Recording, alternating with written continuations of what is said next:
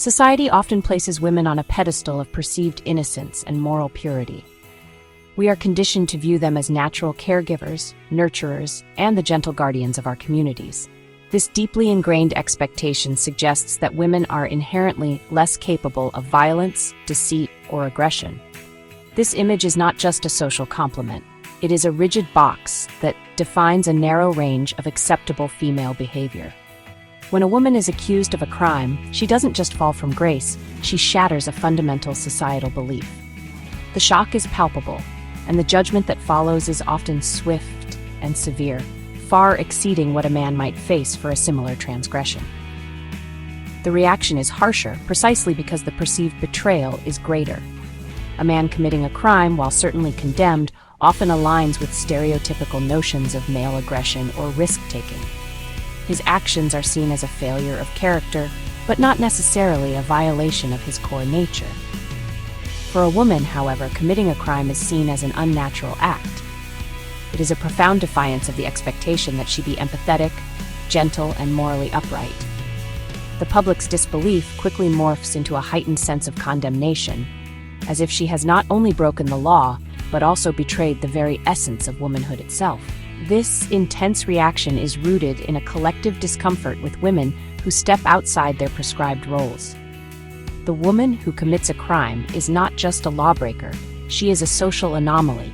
Her actions challenge our comfortable, if outdated, understanding of gender dynamics.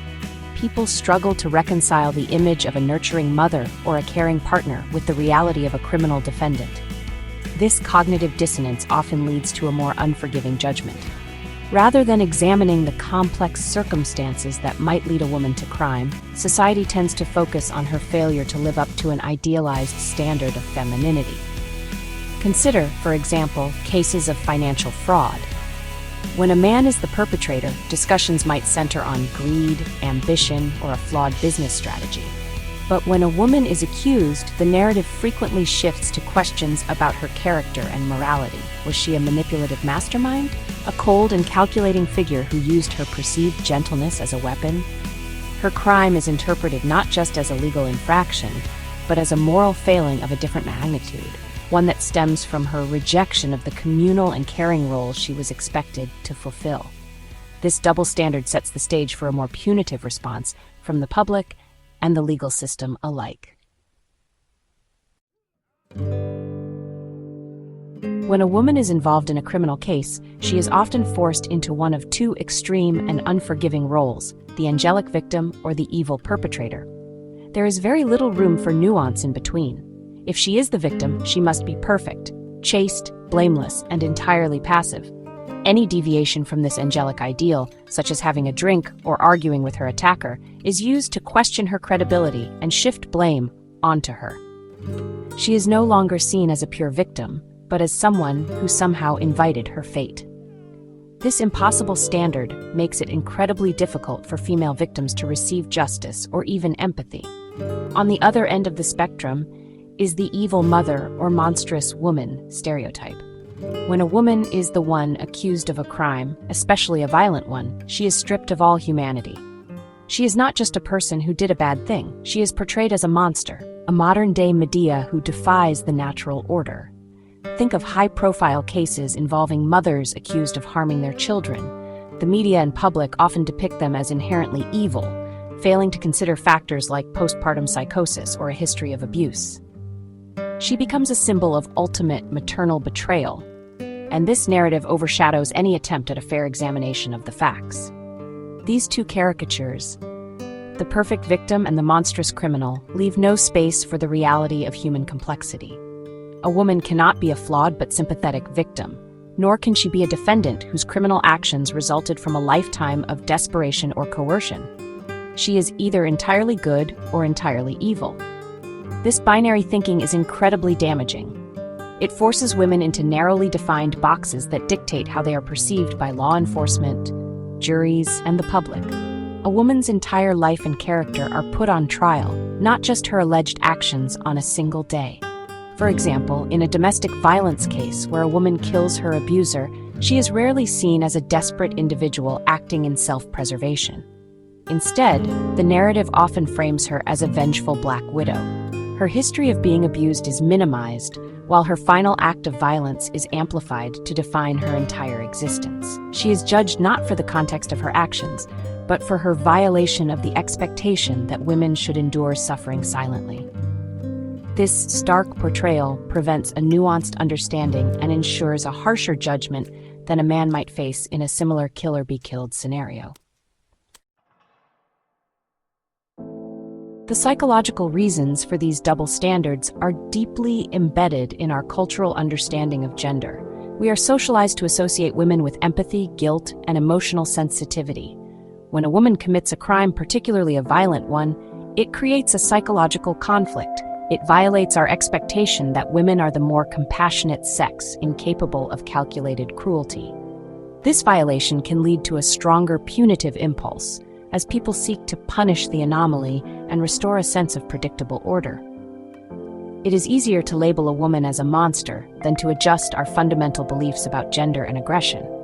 The media plays a crucial role in amplifying and reinforcing these biases. The coverage of female defendants is often sensationalized, focusing heavily on their appearance, their romantic history, and their roles as mothers or wives. Headlines frequently use loaded language, dubbing them femme fatale, ice queen, or suburban mom-turned-killer. This type of framing transforms a legal case into a morality play, inviting the public to pass judgment on the woman's character rather than the evidence. Male defendants, in contrast, are more likely to have their alleged crimes reported in a more straightforward, fact-based manner, with less emphasis on their personal lives or perceived character flaws.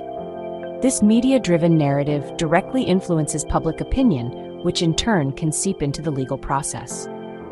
Jurors do not enter a courtroom as blank slates. They bring with them the biases shaped by years of media consumption. When a female defendant is consistently portrayed as a cold, manipulative mastermind, it becomes harder for a jury to see her as a complex human being. The prosecution can then leverage these pre-existing stereotypes, painting her as an unnatural woman who betrayed her gender, a tactic that proves to be disturbingly effective in securing convictions and harsher sentences. Furthermore, these patterns create a feedback loop within the legal system itself. Police may be more inclined to suspect a woman who doesn't perform her grief or fear in a stereotypically feminine way. Prosecutors might build their cases around character assassination, knowing it resonates with public sentiment.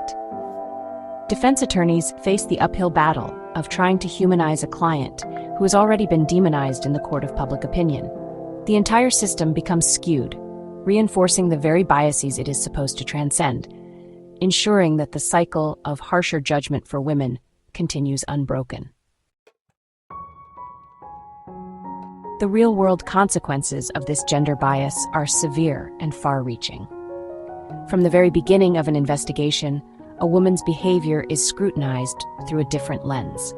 If she is not emotional enough, she is seen as cold and guilty. If she is too emotional, she is dismissed as hysterical or manipulative. This catch-22 makes it difficult for her to be seen as credible, whether she is a victim, a witness, or a defendant.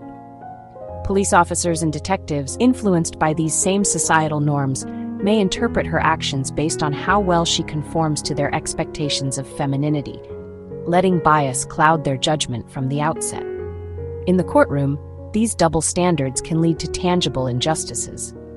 Women may receive longer sentences than men for comparable crimes, particularly in cases that are seen as violations of their expected gender roles, such as child endangerment or crimes against a partner. Juries may be less likely to believe claims of self-defense from women who have fought back against abusers, as their act of violence is viewed as a greater transgression than the prolonged abuse they suffered. The expectation of female passivity works against them, making their actions seem disproportionate and malicious, rather than desperate and necessary for survival. The stigma for a woman convicted of a crime also carries a unique and lasting weight. While a man might be able to reintegrate into society as someone who paid his debt, a woman is often permanently branded as a bad mother, a fallen woman, or a social outcast. Her crime becomes an indelible stain not just on her record but on her identity as a woman. This long-term stigma affects her ability to find housing, employment, and rebuild relationships. She is forever judged against the idealized standard of womanhood she failed to uphold, making true rehabilitation and a fresh start nearly impossible. Ultimately, recognizing and actively working to dismantle these biases is a matter of fundamental justice. We must challenge the simplistic and damaging stereotypes that dictate how women are perceived in the criminal justice system. This requires a conscious effort from everyone. The media must adopt more responsible and less sensationalist reporting. The legal system needs to implement training to address implicit gender bias. And as a society, we must learn to see women as complex individuals capable of the full range of human behaviors rather than just angels or demons. Only by breaking down these pedestals and prisons of expectation can we move toward a system where justice is truly blind to gender.